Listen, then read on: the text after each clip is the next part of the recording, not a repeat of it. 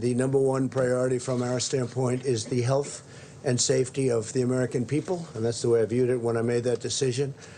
Because of all we've done, the risk to the American people remains very low. And we have the greatest experts in the world, really in the world, right here. The people that are called upon by other countries when things like this happen. We're ready to adapt, and we're ready to do whatever we have to as the disease spreads, if it spreads. As most of you know, the level that we've had in our country is very low, and those people are getting better, or we think that in almost all cases, the better are getting. We have a total of 15. We took in some from Japan. You heard about that, because they're American citizens and they're in quarantine. And they're getting better too. But we felt we had an obligation to do that. It could have been as many as 42. And we found that it was just an obligation we felt that we had. We could have left them, and that would have been very bad, I think, American people. And they're recovering. Of the 15 people, the original 15, as I call them, 8 of them have returned to their homes, to stay in their homes until fully recovered. 1 is in the hospital, and 5 have fully recovered. And 1 is, we think, in pretty good shape. And it's in between hospital and going home. So we have a total of, 15 people, and they're in a process of recovering, with some already having fully recovered. We started out by looking at certain things. We've been working with the Hill very, very carefully, very strongly, and I think we have very good bipartisan spirit for money. We were asking for $2.5 billion, and we think that's a lot, but the Democrats and I guess Senator Schumer wants us to have much more than that. And normally in life I'd say, we'll take it. We'll take it. If they want to give more, we'll do more. We're going to spend whatever's appropriate. Hopefully we're not going to have to spend so much, because we really think we've done a great job in keeping it down to a minimum. And again, we've had tremendous success beyond what people would have thought. Now, at the same time, you do have some outbreaks in some countries. Italy and various countries are having some difficulty. China, you know about, where it started. I spoke with President Xi. We had a great talk. He's working very hard, I have to say. He's working very, very hard. And if you can count on the reports coming out of China, that spread has gone down quite a bit. The infection seems to have come down over the last 2 days. As opposed to getting larger, it's actually gotten smaller. In one instance where we think it's somewhat reliable, it seems to have gotten quite a bit smaller. With respect to the money that's being negotiated, they can do whatever they want. I mean, we'll do the 2.5. We're requesting 2.5. Some Republicans would like us to get 4, and some Democrats would like us to get 8.5. And we'll be satisfied whatever it is. We're bringing in a specialist, very highly regarded specialist, tomorrow, who works actually at the State Department. Very, very tremendously talented in doing this. I want you to understand something that shocked me when I saw it, that I spoke with Dr. Fauci on this, and I was really amazed, and I think most people are amazed to hear it. The flu in our country kills from 25,000 people to 69,000 people a year. That was shocking to me. And so far, if you look at what we have with the 15 people, and they're recovering. One is pretty sick, but hopefully will recover. But the others are in great shape. But think of that, 25,000 to 69,000. Over the last 10 years, we've lost 360,000. These are people that have died from the flu, from what we call the flu. Hey, did you get your flu shot? And that's something. Now, what we've done is we've stopped non-U.S. citizens from coming into America from China. That was done very early on. We're screening people, and we have been at a very high level, screening people coming into the country from infected areas. We have in quarantine those infected and those at risk. We have a lot of great quarantine facilities. We're rapidly developing a vaccine, and they can speak to you. The professionals can speak to you about that. The vaccine is coming along well, and in speaking to the doctors, we think this is something that we can develop fairly rapidly, a vaccine for the future, and coordinate with the support of our partners. We have great relationships with all of the countries that we're talking about. Some fairly large number of countries. Some it's one person, and many countries have no problem whatsoever. And we'll see what happens. But we're very, very ready for this, for anything, whether it's going to be a breakout of larger proportions or whether or not we're, we're at that very low level.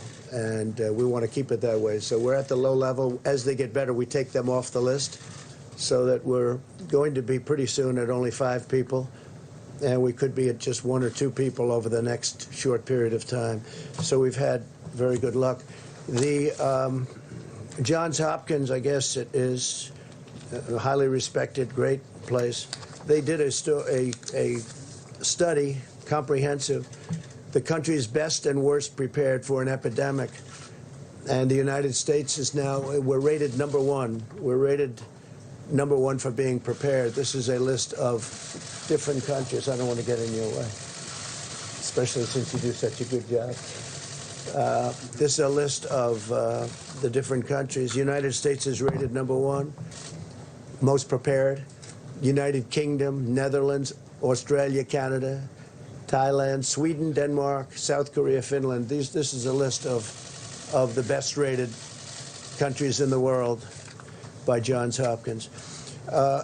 We're doing something else that's important to me because he's been terrific in many ways, but he's also very good on health care. And we really followed him very closely. A lot of states do. When Mike was governor, Mike Pence of Indiana, they've established great health care. They have a great system there, a system that a lot of the other states have really looked to and changed their systems. They wanted to base it on the Indiana system. He's very good. And I think, and he's really very expert at the field. And what I've done is I'm going to be announcing exactly right now that I'm going to be putting our Vice President, Mike Pence, in charge.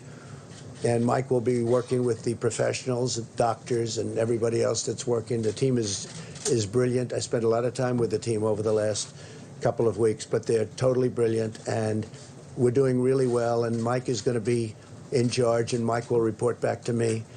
But he's got a certain talent for this, and I'm going to ask Mike Pence to say a few words, please. Thank you, Mike.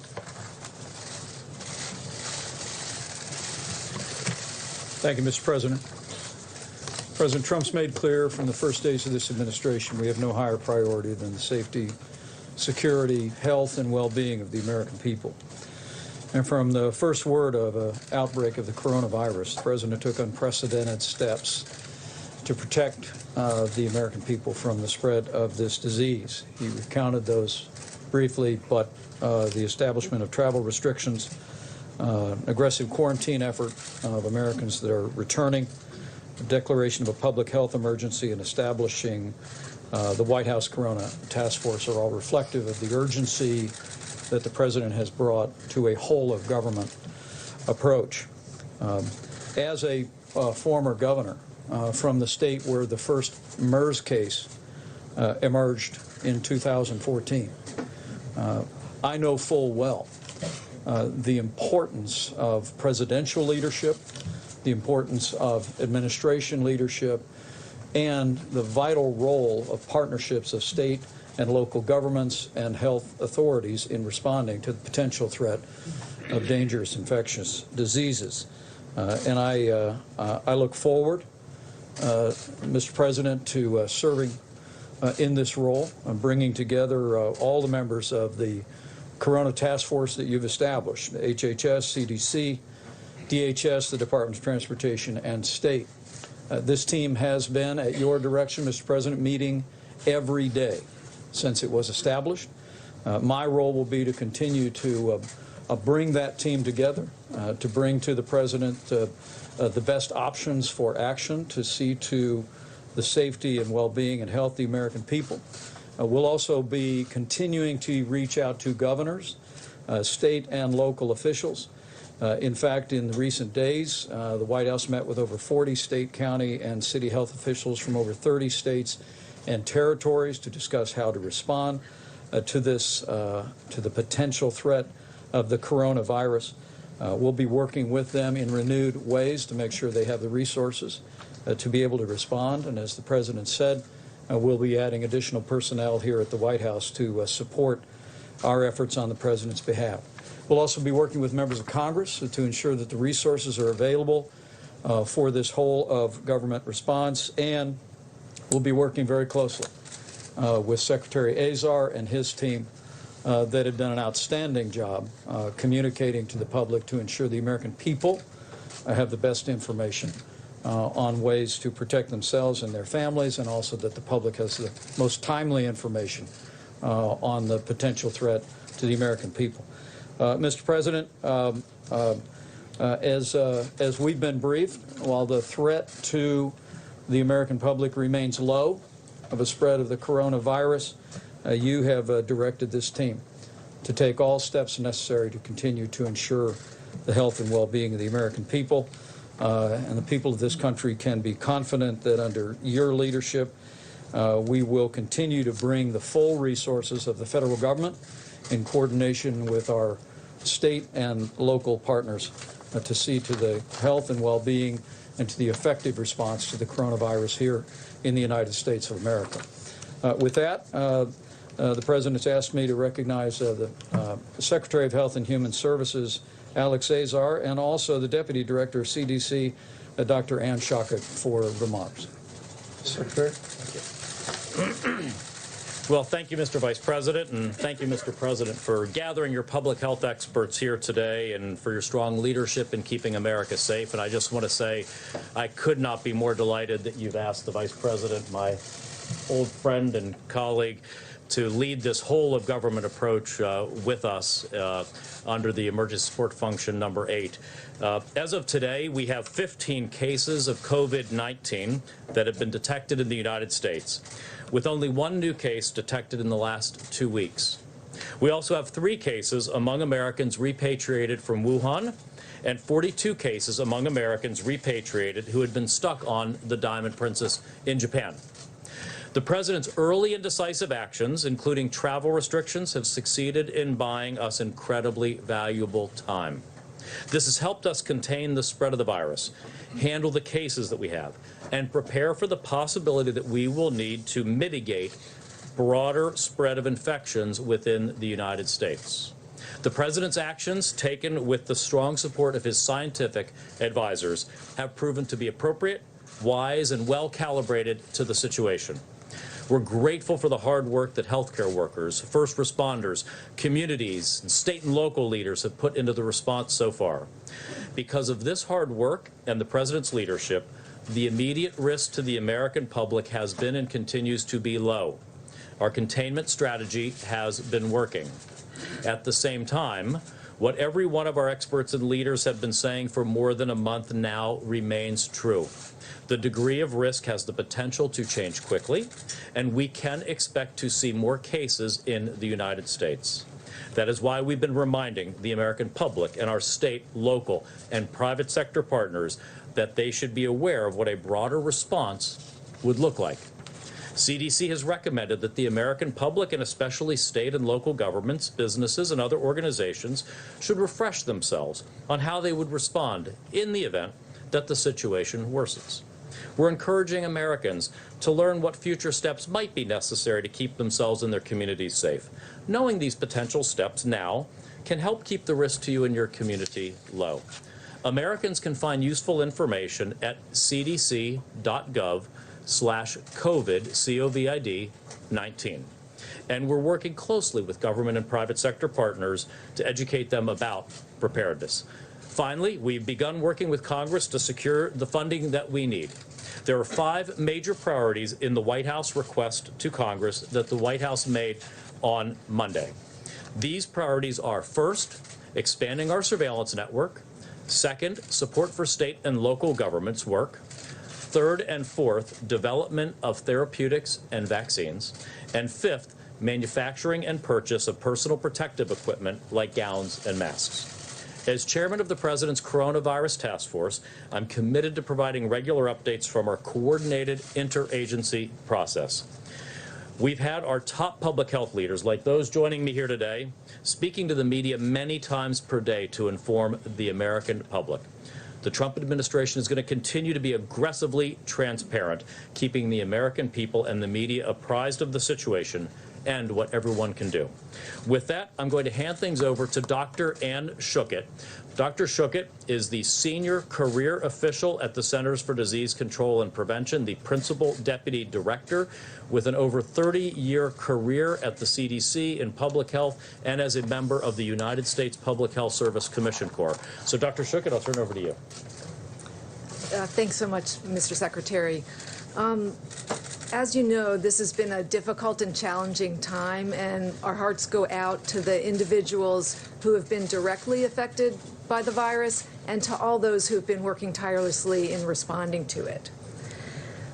Our aggressive containment strategy here in the United States has been working and is responsible for the low levels of cases that we have so far. However, we do expect more cases. And this is a good time to prepare. As you heard, it's the perfect time for businesses, healthcare systems, universities, and schools to look at their pandemic preparedness plans, dust them off, and make sure that they're ready. And we have lots more information at the CDC's website and in partnership on how to do that. But it's also a really good time for the American public to prepare and for you to know what this means for you.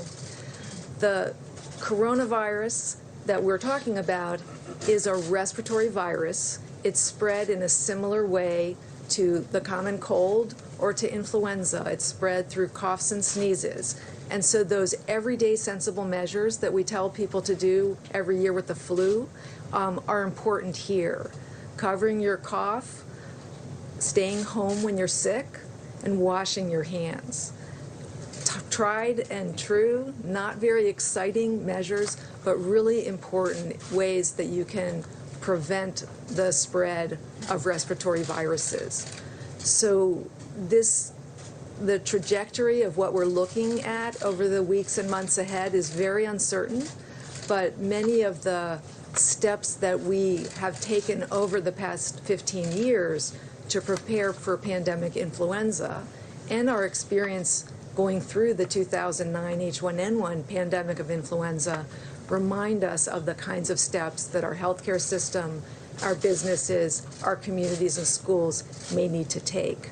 We're in this together, all of government, the public and the private sector, and the CDC wants to make sure you have the best information available every day. Thank you.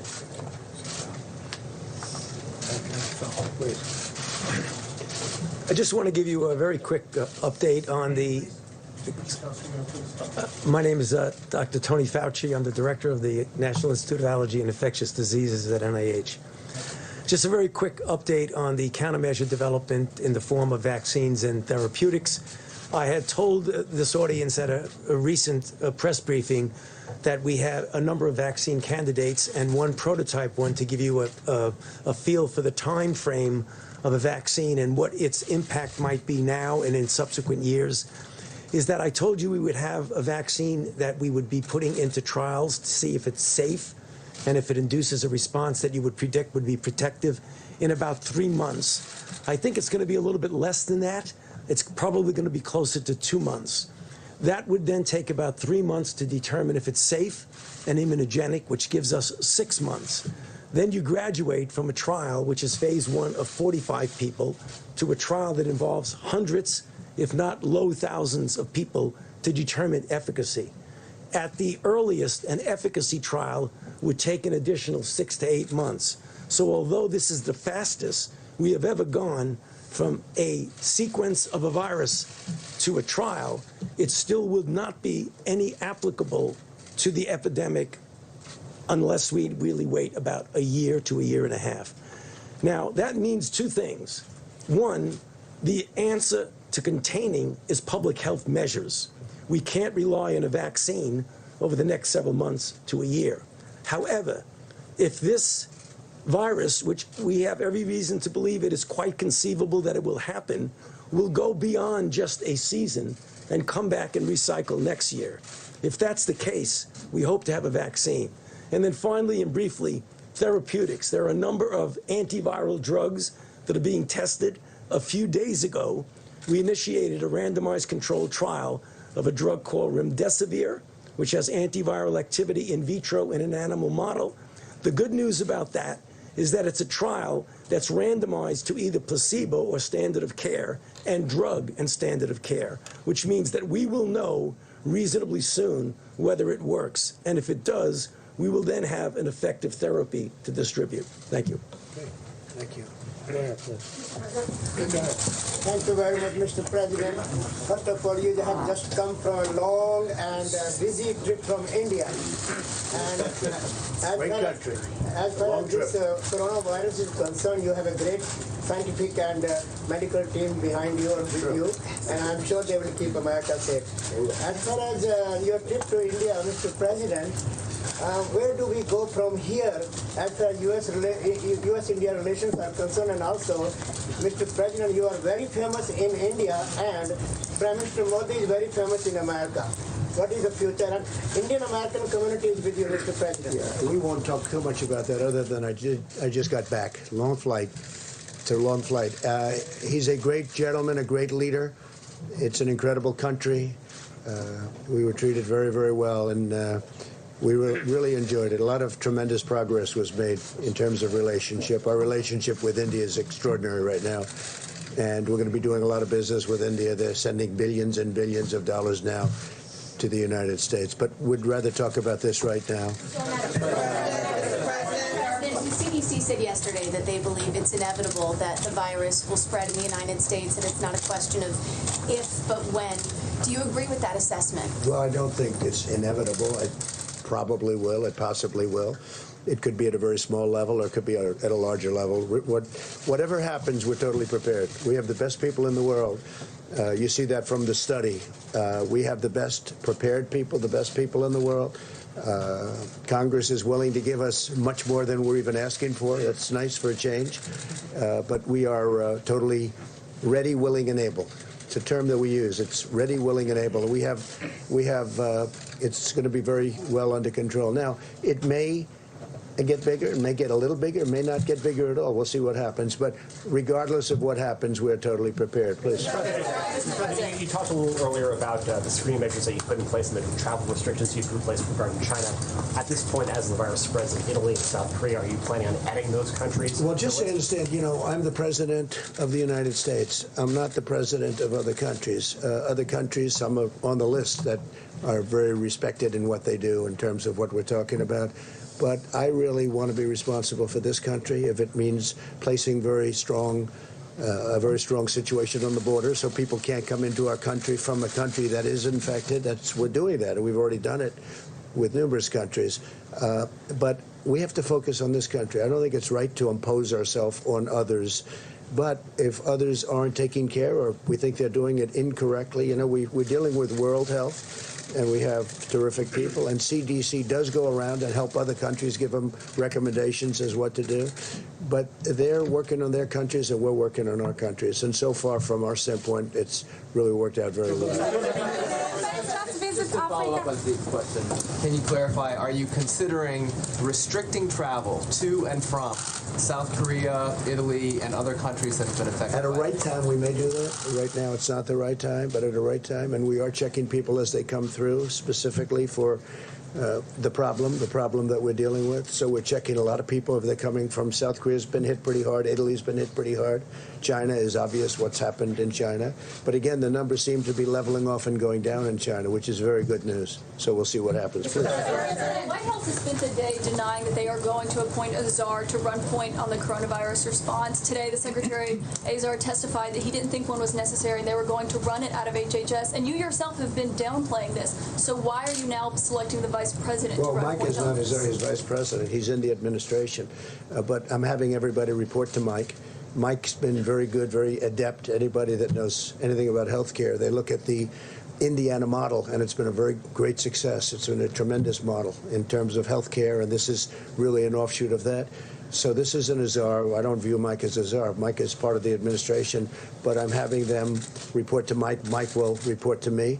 They'll also be reporting in some cases to both. I'll be going to meetings quite a bit, depending on what they want to do and what message we want to get out. But we've done really an extraordinary job. When you look at a country this size, with so many people pouring in, we're the #1 in the world for people coming into a country by far, and we have a total of 15 cases, many of which, almost much within a day, I will tell you, most of whom are fully recovered. I think that's really a pretty impressive mark. Now, we did take in 40 people that were Americans, and they're also recovering, but we brought them in, so I call that, I have a different group. But we felt we had an obligation to American citizens outside of the country that were trying to get back in. We thought it was very important. Mr. President, the stock market has taken a big hit over the past few days. What can you do about that? And if the CDC is right in saying that the spread is inevitable, are you going to be dealing with stock market issues and economy issues for some time to come? Well, I really think the stock market is something I know a lot about. I think it took a hit maybe for two reasons. I think they look at the people that you watched debating last night and they say if there's even a possibility that can happen. I think it really takes a hit because of that. And it certainly took a hit because of this, and I understand that also because of supply chains and various other things, and people coming in. But I think the stock market will recover. The economy is very strong. The consumer is the strongest it's ever been. Our consumers are incredible. They're incredible. That's why we're doing well, and other countries have not. Even before the virus, we're doing great. Other countries have not been doing great. Our consumer is very, very strong, very powerful economically. Yeah, please. Mr. President, have you been presented any plans that would involve quarantining cities like we saw in China, and what would have to happen for you to take a step We do have plans of a much on a much larger scale, should we need that. We're working with states. We're working with virtually every state. And we do have plans on a larger scale if we need it. We don't think we're going to need it, but, you know, you always have to be prepared. And, again, Congress is talking to us about funding, and we're getting far more than what we asked for. And I guess the best thing to do is take it. We'll take it. How much money are you willing to give Congress if they're going $6 billion? Well, we're going to see, but we'll take care of states because states are working very hard. We have hospitals in states that make rooms available, and they're building quarantine areas where you can keep people safely. We're working really well with states. It's a very big part of it. So, you know, my attitude, if Congress wants to give us the money so easy, wasn't very easy for the wall, but we got that one done. If they want to give us the money, we'll take the money and we'll just do a good job with it. Yeah, please. Go ahead. Mr. President, should Americans be going out getting protective equipment such as masks and so forth? And if so, what is the U.S. doing to boost production of masks? Well, we can get a lot of it. In fact, we've ordered a lot of it just in case we need it. We may not need it. You understand that. But in case, we're looking at worst case scenario, we're going to be set very quickly. But I don't think we're going to ever be anywhere near that. I really don't believe that we're going to be anywhere near that. Our borders are very controlled. Our flights in from certain areas that we're talking about are very controlled. I don't think we'll ever be anywhere near that. Please go ahead. Back to the stock market for a second. The travel-related stocks have especially been hammered here in the last couple days. What would you say to Americans out there who right now are looking forward to the summer or the upcoming months and saying to themselves, should I make myself summer plans? Should I go travel abroad? Well, hopefully they're going to be able to do that. We hope that it's going to be in good shape by that time. But, you know, they're going to have to remain a little bit flexible. Yeah, I would say travel-related companies, certainly right now, they would be hurt. At the same time, this ends. This is going to end. Hopefully it'll be sooner rather than later. And I think the business that they lost will be picked up at a later date. But, you know, right now, I think they're not going to be, probably not going to be going to China. They're not going to be going to certain countries where the problem is far greater than it is in the United States. What it's going to do is keep people home, and they're going to travel to places that we have. We have the greatest, it's the greatest tourism country in the world. So instead of leaving our country, leaving our shores, they'll stay here. And again, when you have 15 people, and the 15 within a couple of days is going to be down to close to zero, that's a pretty good job we've done. What is your response to Speaker Pelosi, who said earlier today that you don't know what you're talking about the coronavirus? I'm also wondering if you'd want to address critics who say you can't be trusted about what your administration is saying. Sure. I think Speaker Pelosi's incompetent. She lost the Congress once. I think she's going to lose it again. She lifted my poll numbers up 10 points. I never thought that I would see that so quickly and so easily. I'm leading everybody. We're doing great. I don't want to do it that way. It's almost unfair if you think about it. But I think she's incompetent, and I think she's not thinking about the country.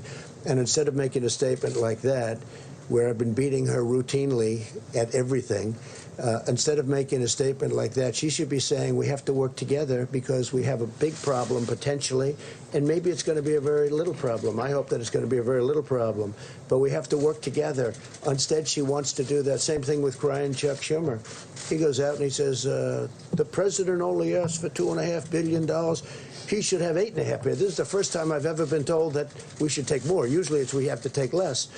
And we should be working together. He shouldn't be making statements like that because it's so bad for the country. And Nancy Pelosi, I mean, she should go back to her district and clean it up because it's the #1. If you look at percentage down, that was one of the finest in the world, and now you look at what's happening.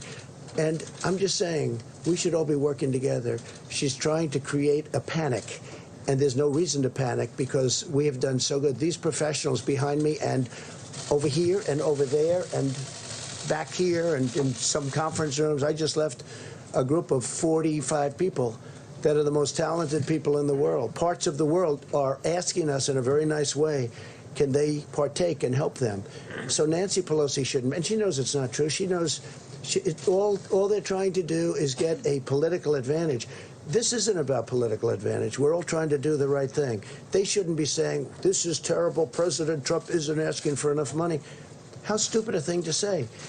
If they want to give us more money, that's okay. We'll take more money.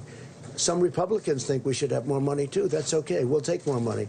But they shouldn't demean the people that are on the stage who are the finest in the world. They're not demeaning me. They're demeaning the greatest healthcare professionals in the world and people that do exactly what we're talking about. Your campaign today sued the New York Times for an opinion piece. Yeah. Is it your opinion or is it your contention that if people have an opinion contrary to yours that they should be sued? Well, when they get the opinion totally wrong, as the New York Times did, and frankly, they've got a lot wrong over the last number of years. So we'll see how that, let that work its way through the courts. Right? No, if you read it, you'll see it's beyond an opinion. That's not an opinion. That's something much more than an opinion. They did a bad thing, and there'll be more coming. There'll be more coming. Crisis here. Tokyo will host the Summer Olympics this July. Do you expect Tokyo will be?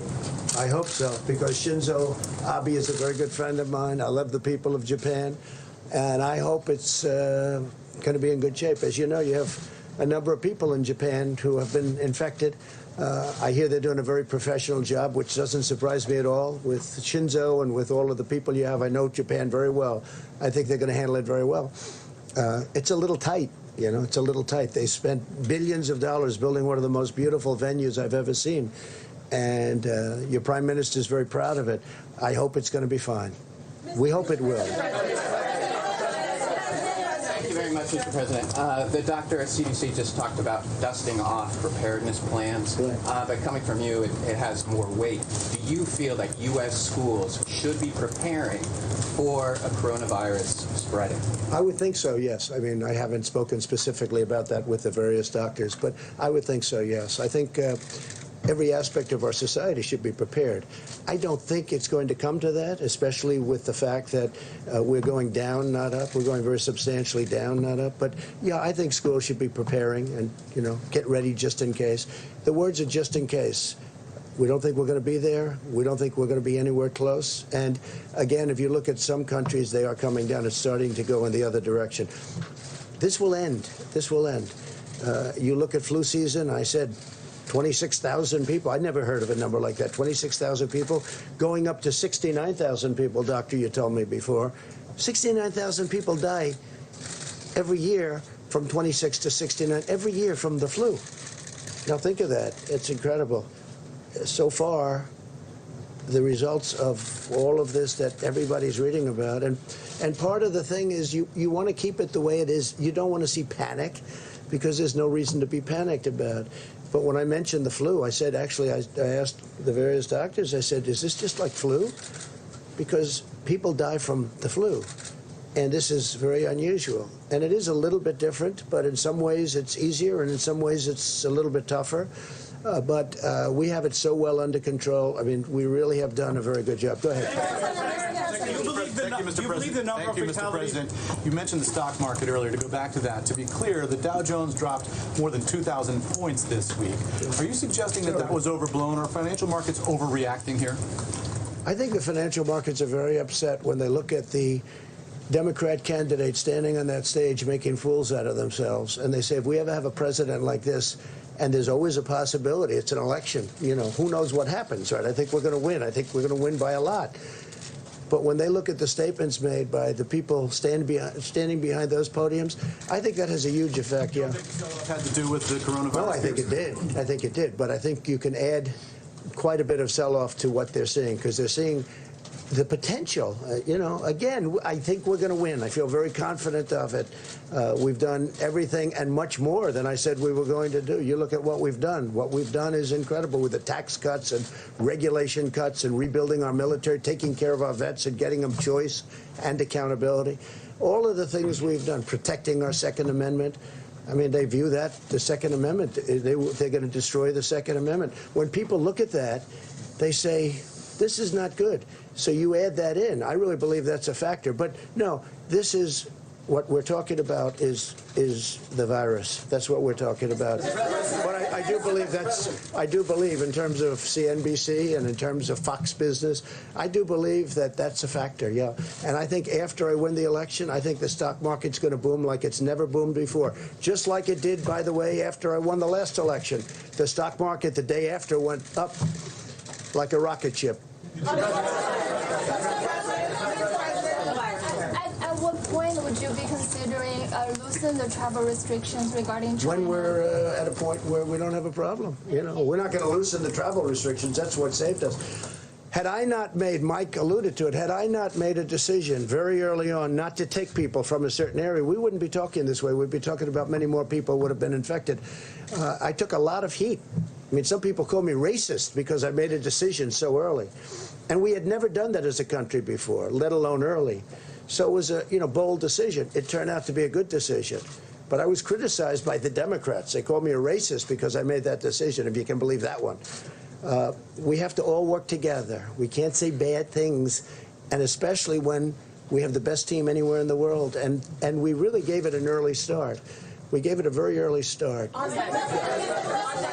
Have consistently called for enormous cuts to the CDC, the NIH, and the WHO. You've talked a lot today about how these professionals are excellent, how they're critical and necessary. Does this experience at all give you pause about those? No, because cuts? we can get money and we can increase staff. We know all the people. We know all the good people. It was a question I asked the doctors before. Some of the people we cut, they haven't been used for many, many years. And if we ever need them, we can get them very quickly. And rather than spending the money, and I'm a business person, I don't like having thousands of people around when you don't need them. When we need them, we can get them back very quickly. For instance, we're bringing some people in tomorrow that are already in this, great government that we have, and very specifically for this.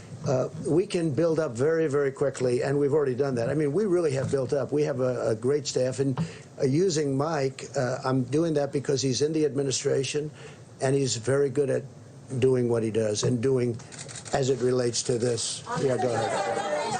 Go ahead, please. Thank you, Mr. President. Yeah, go ahead. So far, your administration. I picked him, but you're fine. So far, your administration is only testing less than 500 people, and health officials are questioning whether that's enough, comparing to other countries who have tested more than tens of thousands of people. Are you planning to test more people?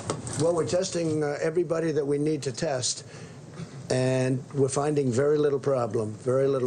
Now, you treat this like a flu. We were, in fact, I might ask one of the doctors to come up and explain it. You want to wash your hands a lot. You want to stay, if you're not feeling well, if you feel you have a flu, stay inside, sort of quarantine yourself, don't go outside. But there are certain steps that you can take that we won't even be necessary. You know, in many cases, when you catch this, it's very light. You don't even know there's a problem. Sometimes they just get the sniffles. Sometimes they just get something where they're not feeling quite right. And sometimes they feel really bad. But that's a little bit like the flu. It's a little like the regular flu that we have flu shots for. And we'll essentially have a flu shot for this in a fairly quick manner. Yeah, go ahead. Mr. President, 2 weeks ago, Mr. President, your acting OMB director was in this room and was talking about what he expects to be GDP growth for this coming year. He said it was 3%, and we've talked about the effects of the coronavirus on the supply chain, the declines in the financial markets. Are you still confident that you'll see that kind of economic growth this year? No, we're going to have tremendously low unemployment. We're setting records in that way. In fact, the administration is, as you know, the lowest average unemployment of any administration in history, and our numbers are very low, very good, 3.5, 3.6. But you can't really see what this does in terms of GDP. It could affect it, but that's irrelevant compared to what we're talking about. We want to make sure it's safe. Safety, number one. But this would have, you know, an impact on GDP. But we're still we're doing great. But this will have, just like, I'll tell you what has a big impact. Boeing has a big impact. How did that happen? A year ago, all of a sudden, that happened. I think that took away a half a point to a point even. You know, it's a massive company. I think Boeing, we had the General Motors strike. That was a big impact on GDP. And, of course, we're paying interest rates. I disagree with the head of the Fed. I'm not happy with what that is, because he's kept interest rates. President Obama didn't have near the numbers, and yet, if you look at what happened, he was paying zero. We're paying interest. Now, it's more conservative, and frankly, people that put their money away are now getting a return on their money as opposed to not getting anything. But I think, you know, we're the greatest of them all. We should be paying the lowest interest rates. And when Germany and other countries are paying negative rates, meaning they're literally getting paid when they put out money. I mean, they borrow money and they get paid when it gets paid back. Who ever heard of this before? It's a first. But we don't do that. So I totally disagree with our Fed. I think our Fed has made a terrible mistake, and it would have made a big difference, as good as we've done, even without the 2,000 points. And we started off at 16,000, and we'll be at 28,000 without. We were going to crack 30,000. We have had increases like nobody's seen before. But we're doing well, but we have to watch. We're doing well anyway, in other words, even despite the 2,000 points. It sounds like a lot, and it's a lot, but it's not. It's very little compared to what we've gone up. But we'll be watching it very closely. But we have been hurt by General Motors. We've been hurt by Boeing, and we've been hurt, in my opinion, very badly by our own Federal Reserve, who has also created a very strong dollar. That's something nice about a strong dollar, but it makes it much harder to do business outside of this country. Thank you, sir.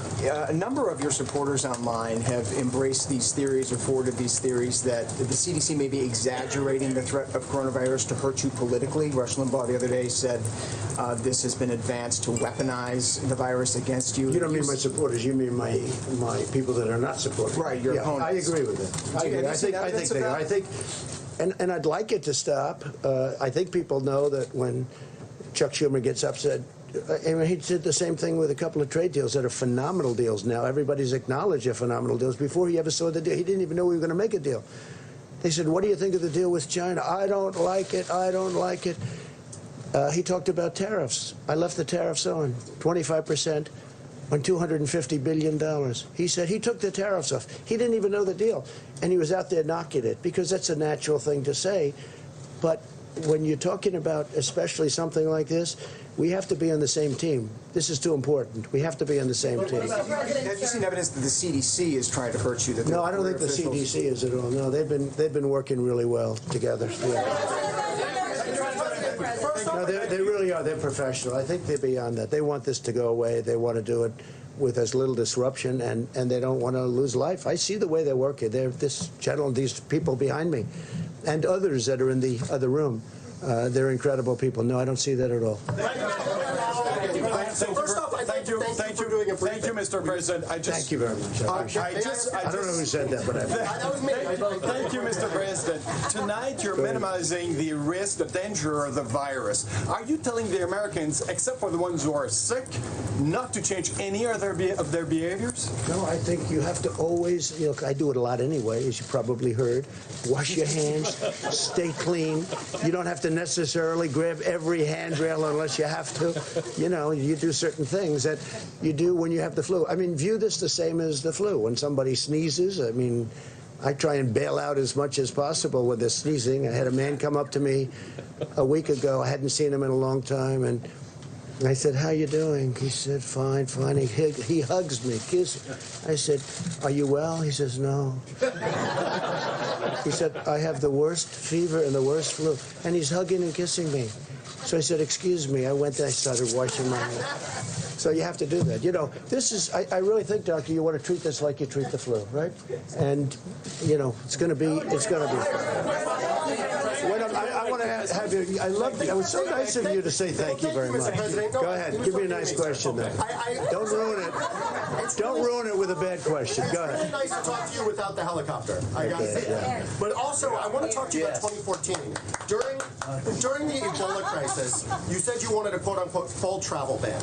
You said Obama was a quote-unquote stubborn dope, not for doing it. You said, just stop the flights, dummies. You also said it was a quote-unquote total joke to appoint someone to lead the Ebola response with, quote, zero experience in the medical field. Now you've appointed They listened to a lot of what I had to say. I did. So how does that square with what you're doing now? They listened to a lot, well, because this is a much different problem than Ebola. Ebola, you disintegrated, especially at the beginning. They've made a lot of progress now in Ebola. But with Ebola, we were talking about it before, you disintegrated. You got Ebola. That was it. This one is different, much different. This is a flu. This is like a flu. And this is a much different situation than Ebola. And we're working on Ebola right now, by the way. We're working on certain areas of the Congo. The Congo has Ebola, and caused largely by the fact that they have war and people can't get there. We can now treat Ebola. At that time, it was infectious, and you couldn't treat it. Nobody knew anything about it. Nobody had ever heard of anything like this. So it's a much different situation. Mortality. I think it was to me. Thank you. So, Mr. President, let me ask you this. Yeah, go ahead. In just the course of the last couple of minutes, you have disputed some of what the officials that are working in your administration behind you have said about the risk of coronavirus and its spread. Do you trust your health officials to give you good information, or do you trust your own instincts more? I don't think I have. They've said it could be worse, and I've said it could be worse too. I also think, no, I don't think it's inevitable. I don't think it's inevitable. I think that we're doing a really good job in terms of maintaining borders, in terms of letting people in terms of checking people. And also, that's one of the reasons I'm here today, getting the word out so people they'll know. They're going to know. No, I don't think it's inevitable. I think that there's a chance that it could get worse. There's a chance it could get fairly substantially worse, but nothing's inevitable. So you're not Mr. President, Brazil has its first case. That's right. Brazil. Right, Brazil. Yeah. And you have many Americans now in Brazil for Carnival. What are your concerns, and what are the procedures and practices that you plan to implement as those Americans are trying to come back home? Yes, we've gotten very strong on people coming in from Brazil. Now, it only has one case. It's a big country, but it only has one case. But still, it's a case. We deal with Brazil very well. The president's a very good friend of mine. In fact, he ran on it's called Make Brazil Great Again. That's what he ran on. We get along very well. I know you're so thrilled to hear that. We get along very, very well. And we're working with Brazil, but we have much worse instances than Brazil. You have Italy, and you have other countries where they have much more than one person. They have one person right now, as of just a little while ago, one person in Brazil. But Italy is, a deeper problem. and we're checking people coming in very, very strongly from those. And at some point, we may cut that off. You know, at some point, depending on what happens, we may cut certain additional countries off, like we've had to do with China. And we hope we can open it up to China as soon as possible. And we hope the numbers we've been getting, we hope the numbers that we've been getting are true on China, where it really has leveled off and started to go down. Because eventually, sometime that's going to happen. Go ahead. Thank you very much. You've said repeatedly that you think the federal government is very prepared, that you're ready for this. Yep. But if you think that Secretary Azar is doing such a great job, why did you feel the need to make a change and put Vice President Mike Pence in charge of the federal response to this virus? Because, and I think Secretary Azar is doing a fantastic job. But he also has many other things. I mean, we're working on many, many things together. If you look at his schedule of what he's doing, including drug prices, and I think it's perhaps the most complicated job that we have in government. And I want him to be able to focus on that. And Mike is really good at it. They're going to work together. They're going to work very closely together. And they're both in the administration. I see them all the time, so it really works. This isn't a czar. This isn't going out and getting somebody that's never been in the administration. I have two people that are very talented, and it's something I feel good about. I don't want to spare the horses. I have very talented people. I want to use them on this because I want it to stay low or as low as possible. Thank you, Mr. President. I want to get to China. At the beginning of this outbreak, the Chinese Communist Party covered it up. That has been the general consensus of everyone. How can you now legitimately trust President Xi and the Chinese Communist regime, President Xi, and the Chinese Communist regime to be forthcoming and forthright with this pandemic? Well, I can tell you this. I speak to him. I had a talk with him very recently, and he is working so hard on this problem. He is working so hard, and they're very tough and very smart, it's a significant group of very talented people that are working. And they're calling up Dr. Fauci. They're calling up our people. We're dealing with them. We're giving them certain advice. We actually have, through World Health, we have them over there also, and we have a lot of our people making up that group that went over there. No, he's working very hard. It'd be very easy for me to say, you know, it doesn't matter what I say, really. I can tell you, he is working. I had a long talk with him the other night. He is working really, really hard. He wants it to go away from China and go away fast, and he wants to get back to business as usual. Because I talked about the flu and in comparison to the coronavirus. Flu has a fatality ratio of about 0.1%. Correct. This has a fatality ratio somewhere between 2 and 3%. Well, we don't know exactly what it is. And the flu is higher than that. The flu is much higher than that. There's more people who get the flu, but this is spreading, or it's going to spread maybe within communities. That's the expectation. Does that worry you? Because that seems to be what worries the American people. No, because we're ready for it. It is what it is. We're ready for it. We're really prepared. We have, as I said, we have the greatest people in the world. We're very ready for it. We hope it doesn't spread. There's a chance that it won't spread, too. And there's a chance that it will. And then it's a question of at what level. So far, we've done a great job. When you have 15 people with this whole world coming into the United States, and the 15 people are either better or close to being better, that's pretty good. All right, well, we'll do one more. Go ahead. Mr. President, there have been many cases of price gouging on the sales of medical equipment, masks, and so on. Should the government be investigating that, looking into it, and do you have a message on that? If you tell me that's happening, we will definitely investigate. We don't want that. Right, one more. Go ahead. Go ahead. Go ahead. No. Yes? Go ahead. Are you working with China right now, specifically in what areas? Also, we're working with China. We just did the biggest trade deal in history. We did two of them between USMCA and the China deal. It's the biggest in history. The relationship with China is a very good one. And I can tell you that, again, President Xi is working really hard. He wants this problem solved as hard as you can work. Thank you all. Thank you all.